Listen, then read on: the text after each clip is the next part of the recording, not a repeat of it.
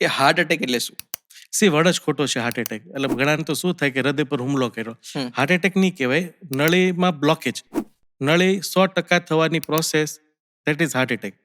કઈ બી નળીમાં blood flow થાય છે અને ઇમિડિયેટલી અગર રસ્તો બંધ થઈ ગયો, અને આ ઇમિડિયેટલી એટલે 4 મિનિટમાં થવાની પ્રોસેસ છે. હમ. માણસ બેઠો છે, ખાય છે, સૂતો છે, ડાન્સ કરે છે, સડનલી બ્લોકેજ ઉપર એક પડદો હોય. હું એમ કહું 100 રૂપિયાની નોટનું બંડલ છે તો એની પર આપણે રિંગ લગાડીએ યસ. તો રિંગ ફાટી જાય ને, હમ. That is heart attack. Okay. એટલે એ થવાના ચાન્સીસ હમણાં યંગ લોકોમાં વધી ગયા છે બિકોઝ ઓફ ઓવર સ્ટ્રેસ અને ઓવર ઇન્ફ્લામેશન. અને બાકી આ એક એજિંગ પ્રોસેસ છે. હમ. હવે તમારી જન્મથી રિંગ વીક છે તો તમારા ચાન્સ વધુ, હમ. અથવા તમે અંદર નોટું વધુ ઘુસેડો છો તો એ પોળું થશે, 5-10 વર્ષ ચાલશે, ફરીથી નોટું નાખ્યા રાખો છો તો એક સમય એવું સ્ટ્રેસ થશે તો ફાટી જશે.